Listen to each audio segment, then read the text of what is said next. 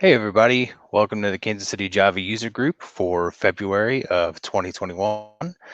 I'm Brandon Heck. Tonight we're here with Monica Beckwith, and she's going to be presenting about the G1 GC. Have you really taken the time to know me? A G1 GC saga. Welcome everybody. Welcome everybody to the Kansas City Java user group. We want to give a shout out to our sponsors. As always, we have VMware Tanzu, who sponsors our meetup perpetually. Even though we're not meeting in person, we want to thank YRC Freight, who is normally our in-person host for our meetup. And tonight, Microsoft is sponsoring Monica's time, so we want to thank them as well. Now, for the Java news this month, JDK 16 still on track for a March 16th release in the ramp down phase. Some of the important features coming out are going to be the full release of records. So that's lightweight objects without all of the overhead of objects.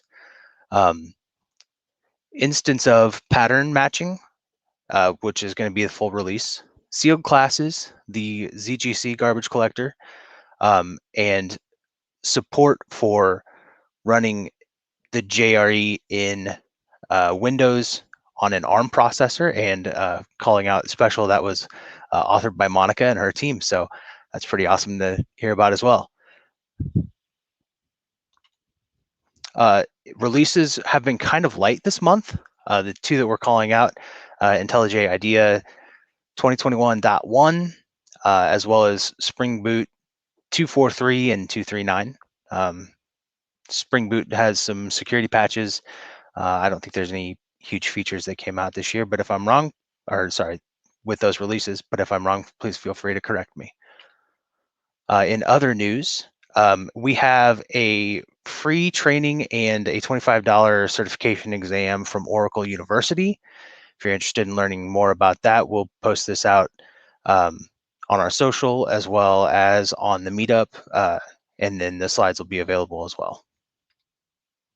Upcoming conferences, we've got DevOps Days Texas, which is March 2nd and 3rd, and Comp 42 Java, March 25th. Both of those are virtual conferences, so if you don't normally get a chance to go and attend conferences, that's the one blessing that we've gotten out of COVID is most of the conferences have gone virtual. So where you might not have had a chance before, now you can just attend those online.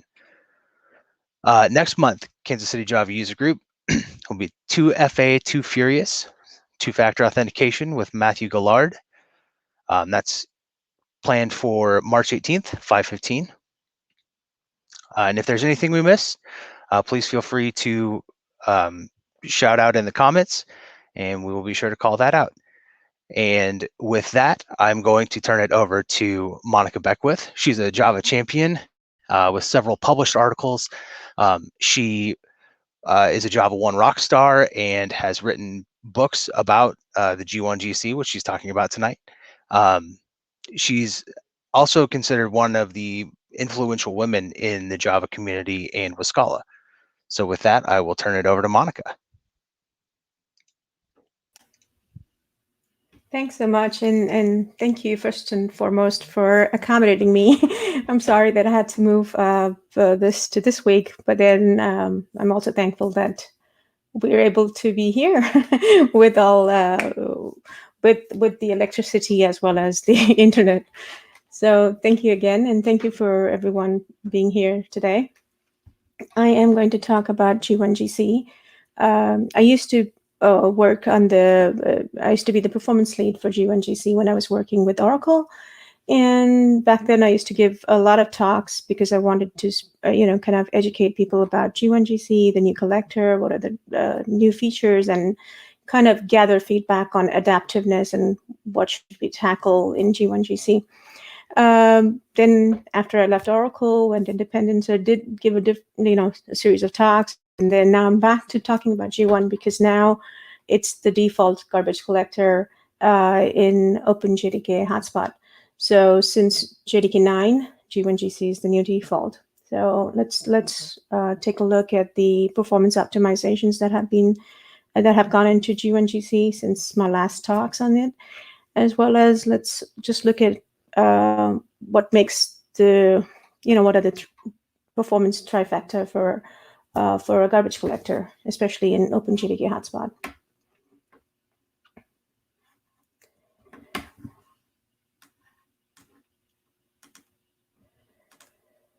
So, as I mentioned, this is my agenda. After talking about the trifecta, I will dive into G1GC and kind of provide certain examples of optimizations that have made it into G1.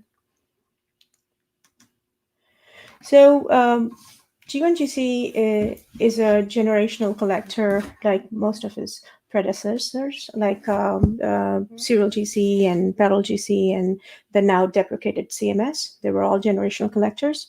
And G1GC introduces the concept of regionalized heap. So let's look at what that means.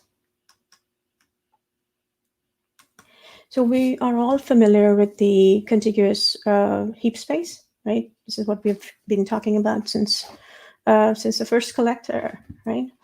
And in G1's case, what happens is that we have the regionalized heap. So basically, you could visualize it something like this, where each of these regions could be anywhere from 1 megabytes to 32 megabytes, and the size of the region is actually based on your heap sizes, right? With respect to the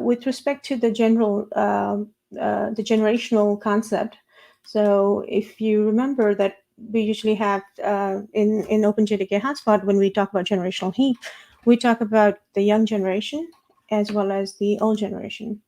And young generation is basically made up of Eden and survivor spaces. And after the objects age, they get promoted into the old generation. So now, in G1's case, we would have something known as the regionalized generational heap. So you have the young generation and old generation, and then you have the regions that contribute, that make up the young generation, and regions that make up the old generation. So, so let me just dive into that a bit more here, and let's talk about from the concept of regionalized heap, how these generations fit in. Okay, so here is the regionalized heap again. And at the beginning, all these regions are free. So what I've shown here are all free regions. And then the way G1 maintains these regions is basically by having a list of free regions. Okay, and then as the application starts allocating on the heap, you will have a bunch of occupied regions. So right here. So these are all occupied regions, and that's what we're going to list it up here as occupied regions. At any given time, based on the age of the objects could be either a part of the young generation, the old generation, or what is known as humongous. Okay, so a humongous object is an object that spans 50% or more of a region size. So say if my region size is 1 meg, so if I have an object that's a little bit more than 2 megs, then it will need 2 contiguous regions. So, and I will explain that, how it will look on the heap, for example.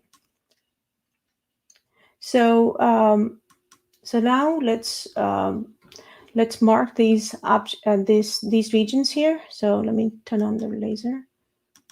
So these regions here, right here, those are all young regions, okay? Because that's how the objects got allocated.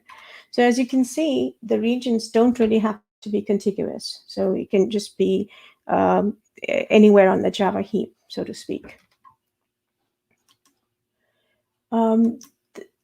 Then let's look at the old regions. So here I've shown some old regions right here. These right here, okay? And then there is something known as the humongous regions, like I said.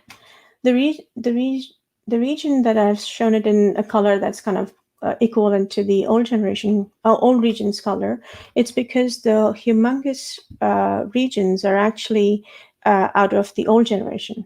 So humongous objects don't follow the fast path allocation like your normal objects would, and they get directly allocated into the old generation into what is known as humongous regions.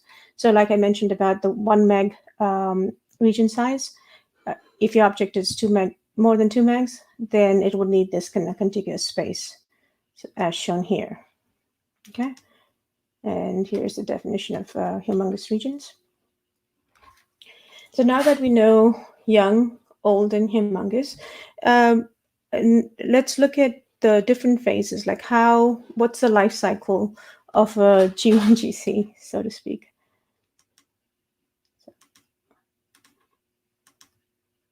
There you go. So also your application threads are called mutators. So as your mutators are mutating the live object graph, there would be a time, because the G1 is generational, so there would be a time that you will encounter the application will have an allocation failure because you have spanned the entire young generation, right? So when application failure occurs, that's when allocation failure occurs. Sorry, not your application, because that would be crazy, but just your allocation failures happen. That's when a young collection is triggered. Okay. So when a young collection is triggered, your young generation is compacted. The process is called scavenging, because what you're trying to do is all the live objects in the Eden space are moved, scavenged out of the even into survivor space. And then they go from the two survivors, from and to survivor space back and forth. And eventually, after they cross the age threshold, they get promoted into the old gen. So as they get promoted into the old gen occupancy and hence the entire heap occupancy increases. When the occupancy crosses a certain threshold, which is known as marking threshold, and in G1's case, it is called initiating heap occupancy percent. I call it IHOP. So when that IHOP is crossed, then G1 will start a concurrent marking cycle. So that's the difference between G1 and a parallel collector, for example, because a parallel collector would do marking and compaction of the heap in one pass, and it'll also do the entire heap space as well. And G1 does it in an incremental fashion. So G1's incremental compaction of the old generation is known as mixed collection because it also incorporates young regions. So basically, after the concurrent marking is done, and the way we know when concurrent marking is done is by looking at the concurrent marking phases. In here, I've highlighted just the stop the world phases. Basically, you have the initial mark, remark, and a little bit of cleanup. So after that concurrent marking is done, G1 decides if it needs to do these mixed collections, like I was talking about. So mixed collections, because they do not have all of the heap at any given time, you can do it incrementally. What that helps us is being able to predict how many regions that we want to add to the collection set. Basically, if I want to garbage collect a particular region, I have a measurement of how much, or a prediction of how much time it may take to collect that region. And these are all heuristics within the collector itself. And we can add those regions on the fly, so to speak, and build up your collection set.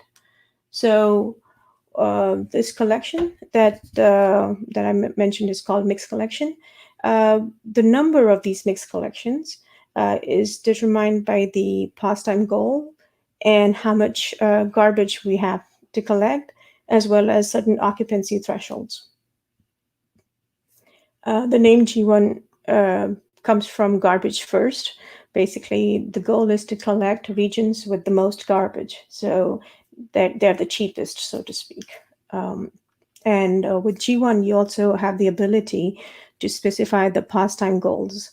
By default, the pastime goals are 200 milliseconds. So now let's just visualize this kind of cycle that I just covered. Uh, in blue, you see the young collections. After the young collections after the occupancy of the heap crosses the threshold right here, we start our initial mark, which is the marking phase. And then there's a bunch of concurrent phases. We have a remark and a cleanup, a short cleanup right here. That's when and then we have another young pause. And during that, we decide how many mixed collection pauses should we have. And of course, there's a threshold that we don't want to cross, but sometimes based on the pastime goals, if they're too tight, then we may just spread it out over a bunch of mixed collections. The count target defaults to 8. So in this particular example, you can see 1, 2, 3, 4, and 5. These are all your mixed collection cycles based on the reclamation that we were able to do based on your pastime goals. Okay. Now, I mentioned about the collection set. That's where we decide that these are the regions that we're going to collect, right? So let's look at that. And how does that differ with the young collection and mixed collection? Okay. So this is the same heap, and I mentioned about the young regions, the old regions, and the humongous regions. When we talk about young collection, young generation is collected in its entirety. That means all the regions that make up your young generation will be collected during a young collection. So in this particular case, we have these 5 regions that are young, and we will make sure that these form your young collection set. So I've labeled them A through E, and my young collection involves all of those regions. In mixed collections case, as I mentioned, it's called mixed because it does have the young regions. So we have all of those A through E regions and a few candidate old regions, basically the regions that have the most garbage. So in this particular case, we have identified not only the young collection set right there, but also these two, which we will call F and G. Okay, and those are your old collection set. So a mixed collection set will have all of the regions in the young collection and the candidate regions from the old collection. So you have A through G as a part of your mixed collection set. Eventually, when we talk about optimizations, I'll talk about how this particular thing is optimized as well. So where we have abortable mixed collections. So you don't really have to collect all of the old regions if you are exceeding your pastime target. So this was a quick introduction, probably a really fast-paced introduction to G1GC. What I want to cover next is the trifecta for application performance. And the reason I call it the trifecta because it's all about throughput, footprint, and responsiveness. So let's start with footprint. Basically, if I had to define footprint with respect to a garbage collector, I would say, how can I fit in more? Or how do I optimize the maintenance overhead? And the reason is that as you see these collectors evolving, you go from something as simple as serial GC, single-threaded, everything is stop the world, right, to something more complicated as ZGC, like the latest OpenJDK collector. And ZGC has got multiple threads. It has concurrent stop the world and marking phases. It has various data structures and barriers and all those fun stuff that that I will cover in a different talk. But the point is that you're increasing the complexity and then the overhead of maintaining these concurrent data structures, right? Just to give you an example of how different these collectors are, how different their footprints are, there's a tool called Native Memory Tracking Tracker. And you use these options to enable the tracking. And you also can print the stats. And here is like a condensed example here. And then what you see is that it not only talks about the heap, it'll talk about your class, thread, and code spaces as well. What I'm just going to highlight is the difference in this particular, like the reserved malloc and mapped space for each of the GC. So this data is from my laptop, MacBook Pro with 16 gigs of RAM. And I just took OpenJDK LTS, and I wanted to see what does native memory tracker show for different GCs.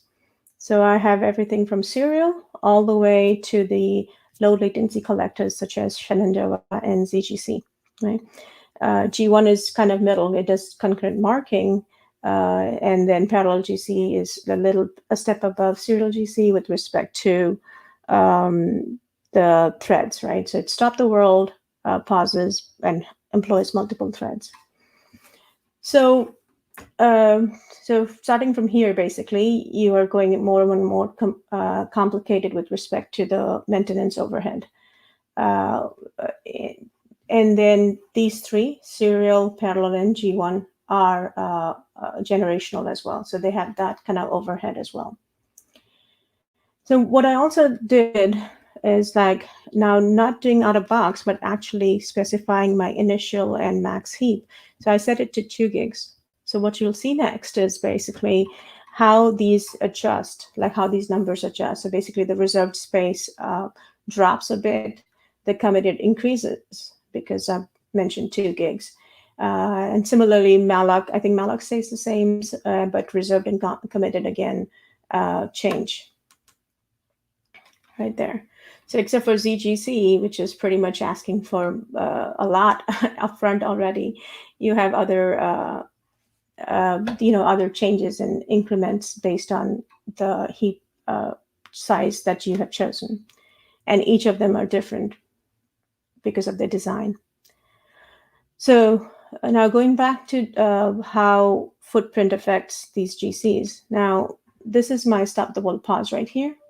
So just for my stop the world pause, I need data structures for generational garbage collectors, right? Like serial, parallel, and G1.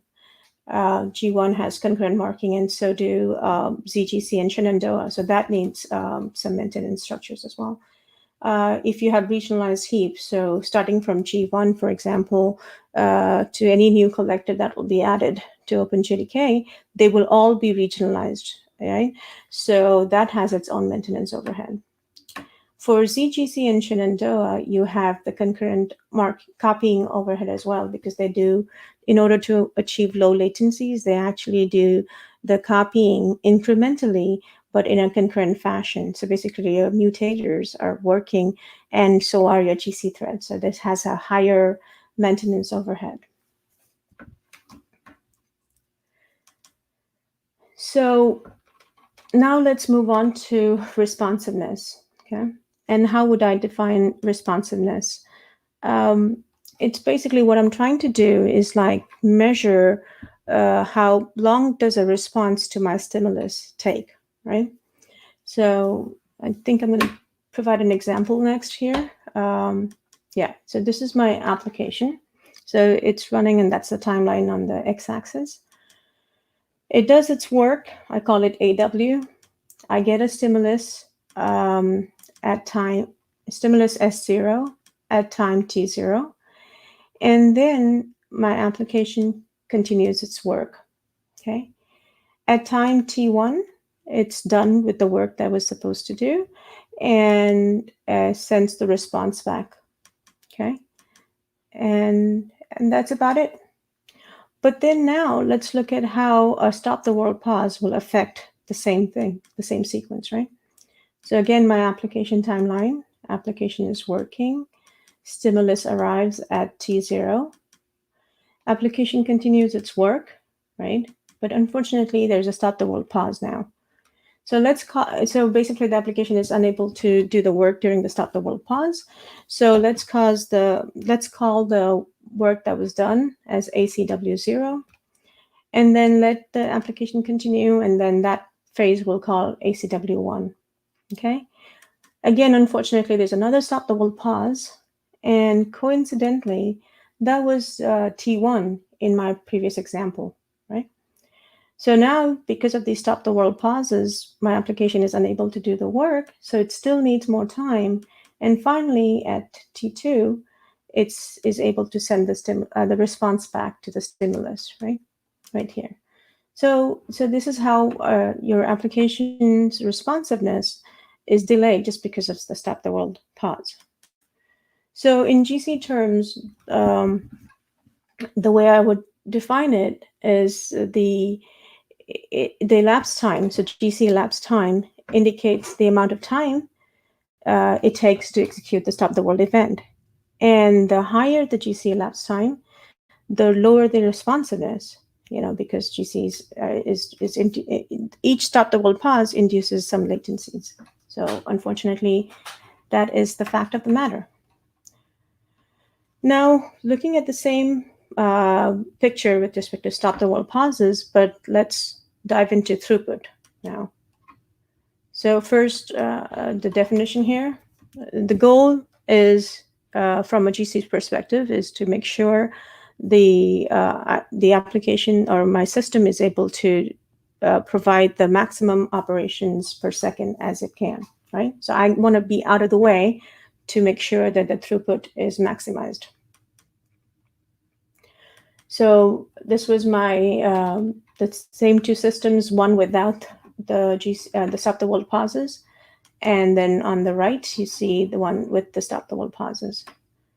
Now for throughput, what I want to do is just look at the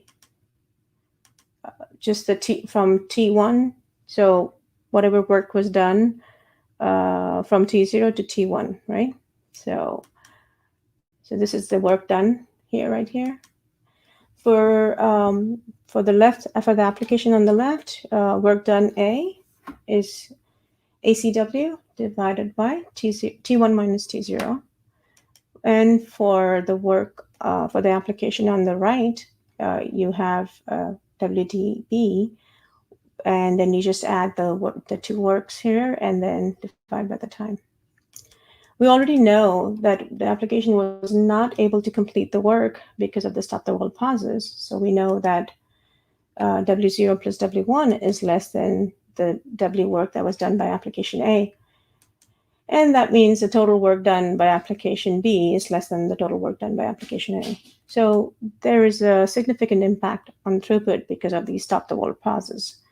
And in GC lingo, you can define it as an overhead. And it's basically how many times do I have to incur these stop the world pauses. So the more frequent the GC events, the more likely it's going to negatively impact your application throughput. So now that I've covered from GC's perspective, the footprint, the throughput, and the responsiveness, let's look at how G1 GC has evolved and become more adaptive, and how these optimizations have evolved as well from JDK 8 timeframe to now, where almost JDK 16 is going to be released. Starting with footprint optimization. The way I have put these slides together is we'll just talk about a few optimization in detail, but I'll provide links to many of the important ones after explaining the few of the teeny ones. So the first two that I want to talk about are the compact strings and the string deduplication optimizations. String deduplication optimization is actually made it into JDK 8. And the reason that I wanted to highlight it here is because it is only applicable to G1.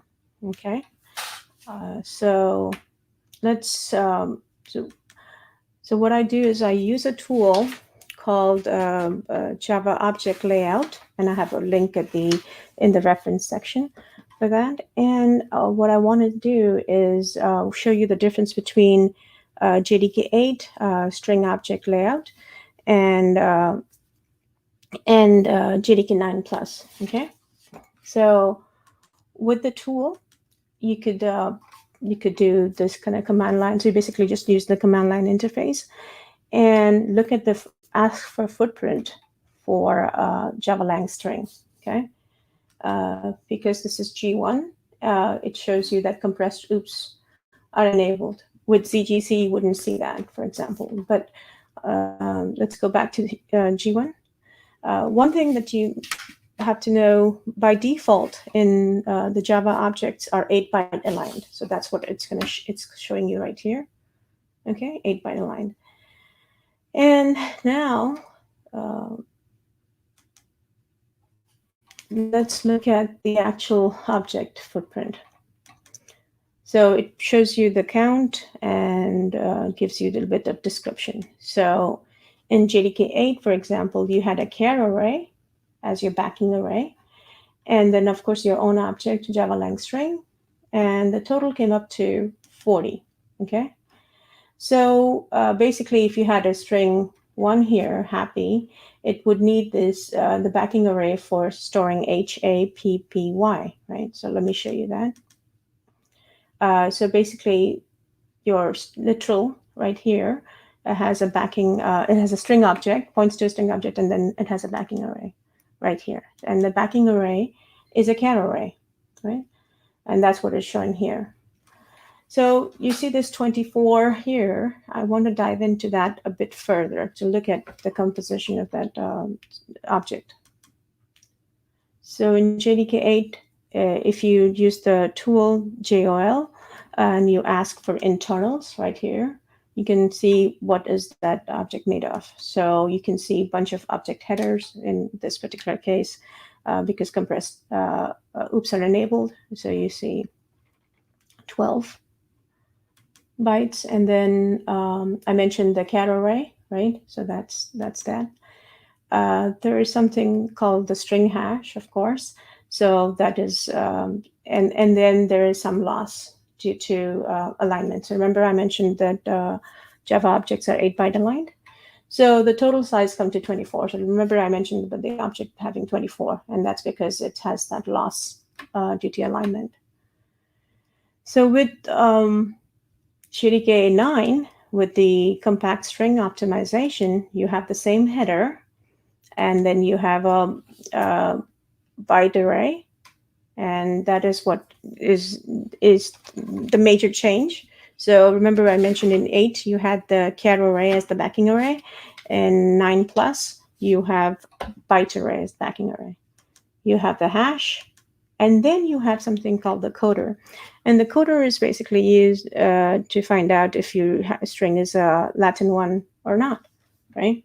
And I'll show you an example of how the optimization comes about.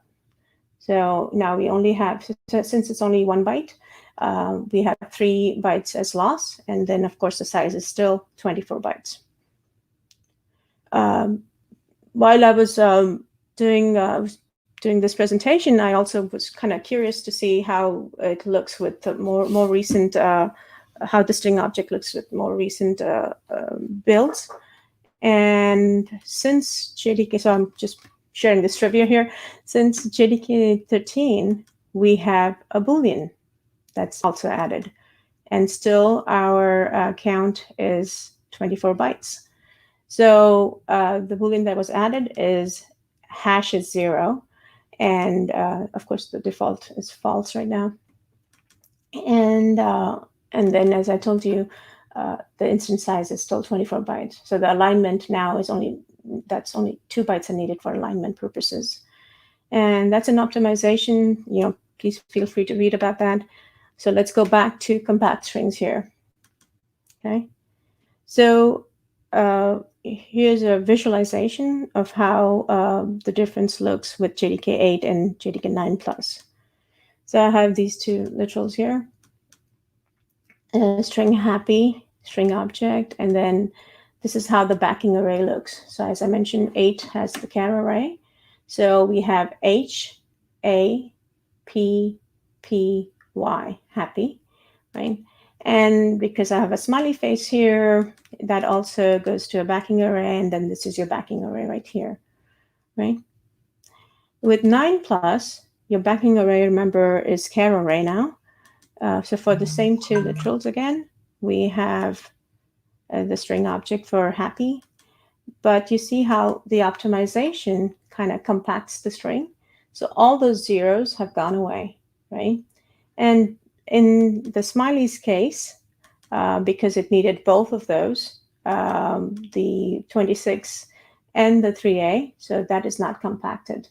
So by changing from char array to byte array and doing all these checks, you can compact all the leading zeros, and then you get a smaller backing array. And that's the compact string optimization. I talked about the string deduplication optimization in JDK 8, and let's quickly look at that next. So the premise is very simple. What if string 1 equals string 2? So if I had two strings, smiley faces, then my objects would point to the same backing array. And that's byte array starting JDK 9 plus, as I mentioned. And that's the basis of the optimization. This optimization pays off really well for longer-lived objects, objects in the old generation. There are some thresholds, like age thresholds, that you can play with to see how helpful it can be. So please feel free to try this optimization out if you haven't already done that.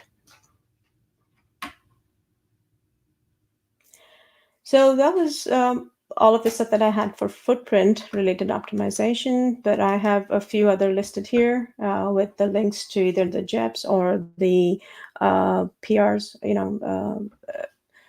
bug IDs, basically. Now let's look at the responsiveness optimizations. What I want to show here is something called periodic GC. It's a new addition to G1. And periodic GC is pretty interesting because it covers both footprint and responsiveness, and I thought it was a good one to cover.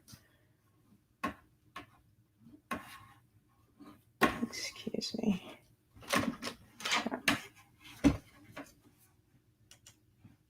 Oops. There you go. Okay. So without periodic GC first, this would be something that you would normally see if you enable, if you look at the garbage collected log. What I'm looking for here is a simple mixed collection cycle. So we look at these kind of tags, prepare mixed, which means it's the young, if you recall the plot that I had shown earlier, after the concurrent marking is done, there is a young collection that decides how many mixed collections we need. And so that's the prepare mixed right there. And then we start doing the mixed collections one after the other, right? Now, with periodic GC, I specify a periodic interval saying 15. So which means it's like, think of periodic GC as enabling a background thread, right? So what I'm saying is that, hey, every 15, after every 15, the interval of 15, make sure that you're collecting, you're doing sort of sweeps, right?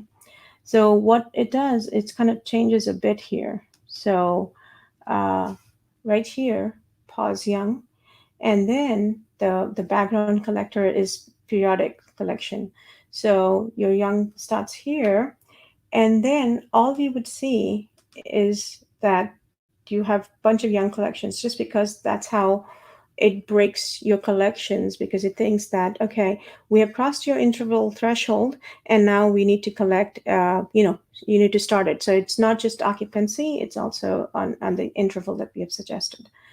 And now your mix pause. So what you will observe here is the same for the same amount of work without periodic GC and with periodic GC. There's a difference. The most expensive pause in the mix collection is 400 milliseconds without periodic GC, and it's only 286 milliseconds with periodic GC. So we are basically being smarter about collection, and we're staying closer to our threshold with periodic GC. So if you haven't tried this, please go ahead and give it a try. The simplest way is to just specify a GC interval, and that will start your periodic collections. The other thing I wanted to quickly cover about with respect to JIT GC responsiveness is parallel reference processing. If many of you may remember, there was like a big back and forth into when do we need to have parallel reference processing enabled, and then now, based on the multi-threaded nature of the applications, of course, but the garbage collector itself, I think it was high time that reference processing would happen in parallel, and that's one advantage that you can take with respect to G1. I apologize for the kind of brightness of this slide, but what I want to show here is right at the beginning. So it's basically building a cache, and then there's a lot of interactions with respect to the cache. But at the very beginning, because this was single-threaded, you see a pause time like rise out because the reference processing was done in a single-threaded fashion. But with G1 GC and the new optimization, this time drops drastically because now you employ multiple threads. Okay. And let's talk about another one, because I think that's really this particular one is really important with respect to G1 GC and many people. So I think one thing I didn't mention earlier when I was talking about mixed collections, I mentioned that the name G1 comes from garbage first.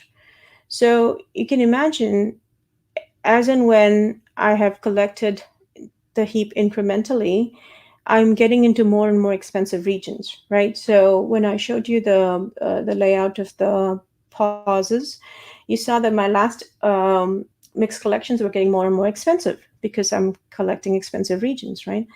So sometimes if I'm unable to back out and not collect those regions, then I will definitely go past my pause time goals, and you'll blow your tail latencies, right? So to be able to avoid that, there's this optimization. This was a big effort as well, and that's why it's a JEP, and where we're able to abort mixed collections. Okay. So again, going to my GC logs, I have enabled log with GC plus ergo is equal to debug. And what you will see is there's this whole concept of optional, right? So there'll be regions that will be added to the collection set, and these are only optionally added so that we don't blow our pause time goals. So here you have we have a threshold of 22.80 milliseconds, and optional regions are 15. So as G1 predicts, it thinks that it has enough time left to add 7 out of the 15. Then it does another calculation of, it does another round of prediction, and it adds 7 more out of the remaining 8, and then adds the last one as well. So to be able to evacuate the optional collection set of 15, it predicts that the time will be about 12.7 milliseconds. So, and then you could also find out the same thing from like each of those collections. You could see how much time those optional regions took based on their remembered set. So remember again, the last few mixed collection pauses will be expensive. So and you have the ability to adjust these. Make sure that you can adjust your pause time goals or the region sizes if these last ones are even still more expensive than you would like. So this is something that's important in tuning. So be able to rely on the optional set to be prediction correct, as well as the actual observed time should correspond as well. So if it does not, then make sure that you do the adjustments on the command line then. Okay, and now I'm going to dump a bunch of other significant optimizations here. There's the rebuilding remembered set. Just go ahead and click on these links. One of the things that I want to cover is the adaptive Ihop, which ties in kind of neatly with the throughput optimization as well. So it's kind of spans both responsiveness and throughput. So one of the things that I wanted to just quickly mention in passing is that it's really interesting to be able to do this kind of optimization with respect to remembered sets, because previously remembered sets, basically they kind of try, so for a region, remembered sets are like any incoming pointers into a region are maintained by the remembered set. So to be able to just have it during every collection, and you're building it and you're carrying it over, it's a lot of footprint and overhead, right? So, but to be able to do it on the fly and only have to do it for the collection set. So if I'm only collecting 10 regions and to have to just create that for those 10 regions, it's kind of an optimization. So go ahead and read about that. Yeah, it's kind of a good optimization with respect to responsiveness. Coming back to Adaptive Ihop, this is a very simple, simple as in like simple to understand, but probably, well, depending on the person implementing it, it gets a little difficult because you have to gather a lot of more heuristics and kind of apply them to be able to do this adaptation and changes in the marking threshold that can understand, be empathetic towards your application, right? So how does that look for you as an end user? It would be something like, so I'm just turning it off because it's enabled by default. So just to kind of fix the Ihop threshold, I have shown this particular graph. This is a graph that was plotted using Sensum tool by JClarity, which is acquired by Microsoft. So this is a pretty good tool, but it's basically a simple parser, and then you just plot it is what you're doing based on your GC log. So here I know that the Ihop is fixed just because I'm looking at all of the. So remember, the first thing for a concurrent marking cycle you would see is an initial mark pause, right? So right here, I apologize for the font being so teeny, but what I'm marking is all those young initial marks. So all those triangles that you see. So I'm just drawing a line through them, and of course, because it's fixed, of course, it happens exactly at that when the occupancy is crossed. The same application performs better when I enable adaptive Ihop, and that's because the adaptiveness of the Ihop was able to track my application changes really well. So how do I know that that's what happened? Here you go. So at first it was the fixed value 45%, and then it changed because see how my occupancy is also changing. So it kind of increased a little bit more to give to accommodate for the newer promotions, and so on and so forth. You see how nicely my Ihop is adapting to my application, and it really worked in favor of my application. So this is enabled by default. Sometimes it may not, for some of the applications that may not be that predictable, it may not work in your favor. So you can turn it off and give it a try. Again, defaults to 45% of your total heap size. The next one I want to talk about with respect to throughput optimization is something that is simpler, not only to understand, but simpler to implement as well. And it's I would say a low-hanging fruit, right? So if people remember parallel GC, you have the old generation is multi-threaded, but the same fallback full GC collector in G1 actually was not multi-threaded. It was like what your serial GC's old collection is, which is single-threaded. So basically, the GC team changed G1's full garbage collection fallback pause to incorporate parallel threads, basically. And this is basically how it was. So because it's the old gen collector, the full collector, it's all stop the world. So marking and the compaction happens in a stop the world fashion. Unfortunately, because it was only a single threaded, so it could take unbounded time pretty much based on your heap sizes. And G1 is actually designed for larger heap sizes, but it's also designed not to rely on the full compacting, slow, stop the world garbage collection. It's supposed to just do young and mixed and young and mixed, and not fall back, not go to the fallback collector.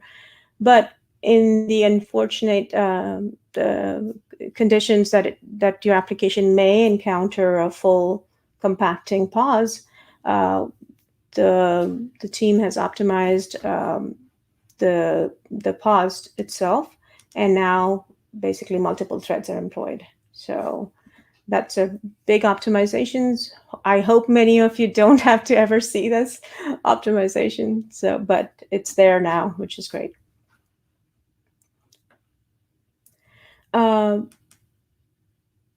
There are some cleanup improvements that have been made, and the cleanup phase is basically a part of your concurrent marking phase, and I will talk more about the improvement next. To be able to read more beyond what I have said here, just please do refer these older articles. And actually, I think maybe this article was written by me when I was working for Oracle. And back then, I mentioned about the two remark and cleanup phases. Basically, they both do certain work that I've mentioned here. And there's like the buffers and the marking queue, all right, and those have to be visited. And then there is a stop the world phase of cleanup that you have to do accounting, and then remember the remembered sets, those have to be scrubbed as well. So here's the definition that I've used in that article. And then I also mentioned that during accounting, during when it's doing this accounting and scrubbing, G1 GC can identify completely free regions. And then you don't even have to wait for the mixed collections. You can collect it right there at during the cleanup pause. And then, of course, there's the concurrent activity that needs to be done as well. So remember, I was talking about how we can build remembered sets on the fly, right? And because we can do that, we can actually collect the regions full of garbage right at remark. So we don't even have to. So basically right at the remark phase, and we don't even have to wait till the cleanup phase. So that's an optimization again. So we're avoiding that overhead of the stop the world pause. So that means it makes a application throughput better. So that's awesome. So that's one of the optimizations right there. And that brings me to just a few other optimizations that I want to list here, and kind of go through it right here like this. Barriers. So I haven't covered barriers here, but I do have some talks at JFocus where I talk about the barriers in detail. And these barriers have an overhead, especially on weakly ordered architectures like ARM. So by removing, if you would like to read more about that, please go ahead and click on that link. And what it'll tell you is like how that optimization of removing these unnecessary barriers actually was very provided much benefits on ARM architecture than it did on x86. But yeah, so these kind of optimizations really help with throughput because we get the work done faster. With that, I leave you with a few references. These are some of the talks that I've done in the past, This is Thomas Sketchel's page right here. He talks about JDK 15 and all the changes that the team has made with G1 parallel GC. This is Oracle's tuning, GC tuning page for G1 GC. Helps with finding the right options. So if you know of the optimizations but you're not aware of the options, the command line options to use, then please refer that page, or to learn more about the optimizations themselves. And this is the link to Java Object Layout. And with that, I am done with the deck, and I will look at the questions now.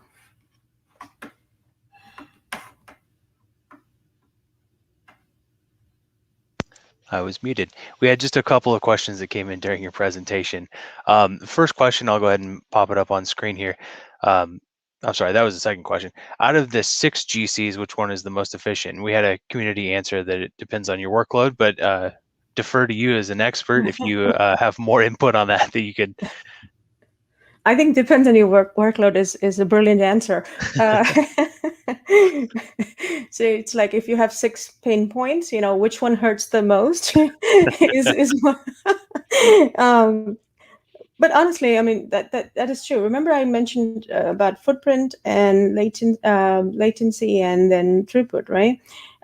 If your pain point is footprint, then of course, and if that's all you care about, then you go to serial collector, which is like used in desktops and stuff like that, because that's what matters most. Or like something like the serial collector mixed with CMS kind of workload is what Android runtime uses, right? So you see it's based on my what I want to optimize for, and what kind of optimizations do I need my application. So based on my SLAs or SLOs, I may choose, say, ZGC, because I cannot go over like 1 millisecond pause or something. So if you need sub-millisecond pauses, then that's where it is. In fact, in JDK 16, ZGC did this big JEP on concurrent mark stack scanning. And so now the stop the world pauses in ZGC are just sub-milliseconds. So these kind of considerations you have to take based on your application, as rightfully said on the forum. All right. Another question was, how do we capture G1 GC data? And you mentioned in there the native memory output that you can get. I don't know if that answers the question, but is there anything else that we can look at to? Yeah, so all garbage collectors will provide you information with xlog GC, right? And you can get as detailed information as you can based on just like you can say debug, trace, or simple log capture. So there are different levels of information that you need, like verbosity of the information that you need. And with G1, it's no different than that. So xlog GC, and then you can do GC star and save points, log your save points as well, since maybe the time to save point is different. Yeah, so make sure you use xlog GC and just go crazy. All right. Another question, any common anti-patterns you see when people are attempting to optimize their GCs? And you followed up with like setting memory too small or too large. Yeah. No, I mean, this is, it's an unfortunate. So the whole idea of OpenJDK that started with Sun, and this is how engineers used to feel at Sun. Sun gives you enough rope to hang yourself, and that's unfortunately what we did with. I'm an ex-Sun employee as well. We got acquired by Oracle. And the same thing happens with the garbage collection. So we were like, okay, people can go crazy on the command line, and tune it, because we were all about, oh, it's awesome. You can do add this particular command line flag, and it's going to give you this 0.05% improvement in performance or whatever, because that's all we were obsessed back then. Unfortunately, what it has done is that those flags have gone away, or they don't mean anything, or even they do the wrong thing, right? There was this whole thing about aggressive heap, and people used to set this, and it literally does nothing past JDK 7, right? but, but these things, the stale documentation maybe, or maybe just these kind of things that were embedded in the scripts. So where people try to fix their initial and max heaps, for example, or their young generation, or their survivor ratios. It's like the fixed value, and then you put the scripts up for deployment. Nobody knows what happened, and now, unfortunately, that I have seen that almost always. Whenever somebody says I have a problem, and first of all they can prove that it's GC related, then I'm like, I like to see the script that you used to launch. That's my first basic question. All right, and then a question about Shenandoah. What is the Shenandoah GC? So it's a GC that's provided by the community. So one of the things that went into OpenJDK, I think it was either not 10 or 11, OpenJDK 10 or 11 timeframe, was that the GC interface was made was simplified a lot and more intuitive, and that enabled the community to provide GC. So Shenandoah is one of the GCs provided by Red Hat. Some of the things with respect to marking, for example, like concurrent marking, it uses a similar concept to G1 GC, which is called snapshot at the beginning. And then for copying, it does concurrent compaction as well. But it used to be book style pointers, but now it's just putting the forwarding information into the header itself. So it's evolved a lot from the first time it was made available. I think it was made available in JDK 12 for the first time as experimental, and then it has evolved a lot, and then the barriers have evolved as well. And this is how OpenJDK community works. It's a healthy interaction between the community. Right. Another question from Billy. What are some indicators to look for that your app might be having GC issues? Oh, okay. How would you know, or what have you exhausted? So I would say your deliverables, right?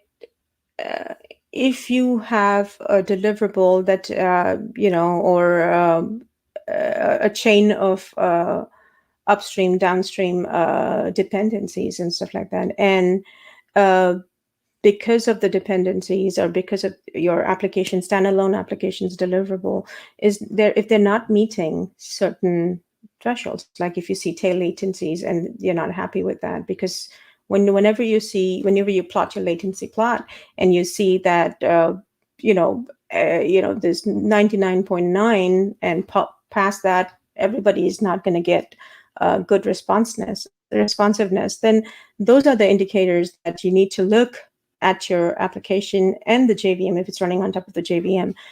And many a times it could be the stack itself, the network stack, if you have top-down dependencies, or and then you eliminate that, because you do this the whole concept of system study, right? How much time did we spend in the system, and then eliminate that. If it's more than 10%, then go look at your system resources. Otherwise, go down deeper. So it's like a step-by-step analysis that you do. Kirk actually has this narrowed down to an AI tool called Illuminate. Basically, if you watch any of his presentations, he'll talk about step-by-step of how to go about performance analyzing your application. All right, next question was, how do we define expensiveness when collecting a region? Yeah, so I have defined that in the simplest way. It's like how many. So remember we talked about remembered sets. So how popular is my region? So how many incoming pointers do I have into my remembered set? So that means I'm in demand, right? If I have a capacity of 10 objects and all 10 of them have incoming pointers, then guess what? That means all 10 of them are alive. And that means I would be foolish in moving this fully live region to another one, because it's literally mem copy underneath it. So you're executing these kind of copy commands, which you don't need. In fact, if your application is working fine, right, most of the time of a stop the world is in the object copy phase. So what G1GC wants to do is reduce that object copy time. So that means I want to collect regions that have not that many live objects. The second thing is a single object could be popular too, right?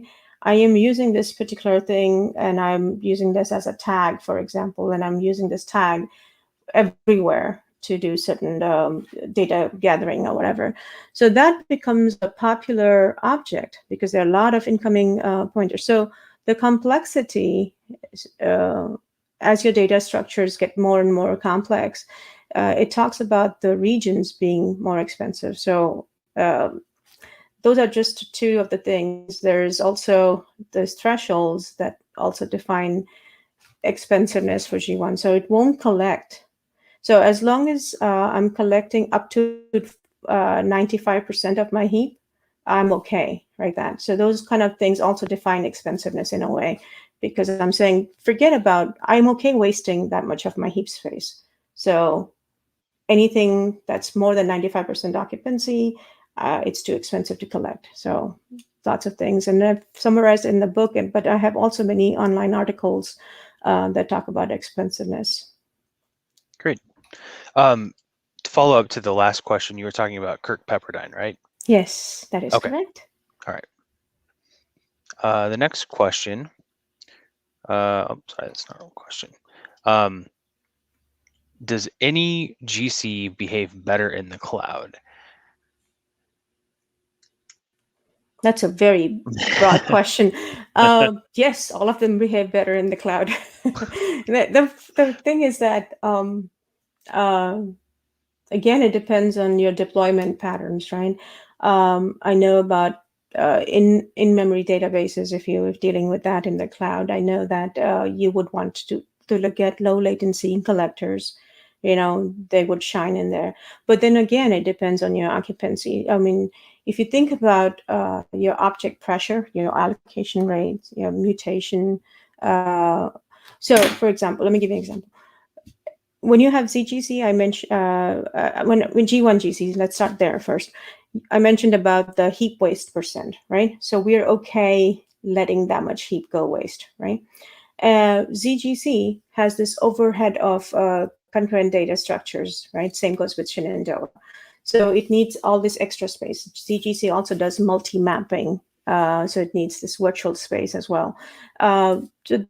So many of these collectors, and I'm still evaluating all of them against each other, and I create this synthetic, workloads to break these GCs. But there's this concept of graceful degradation when it comes to garbage collectors. And the more concurrent work you do, you have to know when to back out and not rely on a fallback garbage collector like the parallel GC in G1's case. And in Shenandoah and ZGC, there is no such fallback. So the fallback is literally a stop the world pause. Your stop the world pause gets wider and wider, and you don't want that. So the garbage collector that works in the cloud is just the one that works for you. So if you think that the graceful degradation of any of these concurrent collectors is not working out, then you're going to back out a bit, Oh, thank you for for watching it. I apologize, it's at 2 a.m. But I'm sure this recording will be available. Sorry. I cannot hear you. I apologize. I muted myself. For anybody that's still on, thank you for joining us from Poland. this recording will be available later after YouTube processes it. It'll be available on our channel. So don't feel like you have to stick around unless you have a pressing question that you'd like to ask Monica. Looks like we have one more question that has come in. Is there a best practice of settings? So in G1's case, the best way to start about is initial heap size, maximum heap size, and your pause time goal. Like max GC pause milli is the command line. But basically, those are the three you need. So you tell G1 what's your goal for pause times, a realistic goal, right? G1 will do its best to meet that goal. And then your heap size. In other collectors like ZGC and Shenandoah, you just have to tell it initial and max heap. It is also advised to try using large pages for these concurrent collectors, because remember I mentioned about like these kind of structures and the different segments that we have to deal with. And as you employ more large pages, those kind of becomes faster to access. But then if you're in a shared environment, or if you have noisy neighbor issues and all those things, so you have to watch out for. But it's always good to try with just the heap size, and if there is a requirement for pause time goal, then go ahead and try that. ZGC and Shenandoah have their own defaults set internally, so you don't have to worry about the pause time goals on the command line. All right, and Deshaun wants to know how he can get an autograph. You need to buy my book. No, I'm just kidding. I'm just kidding. All right, I think that's it. I don't see more questions rolling in. So Monica, thank you for your time. Everybody, thank you for joining us at Kansas City Java User Group, and we'll see you March 18th for the next one. Okay, thank you so much for having Thanks, me. everybody. And again, thank you for accommodating me. I apologize for those shifts and stuff like that. Yeah, we're glad you were able to make it. Thanks. Thanks. Bye-bye.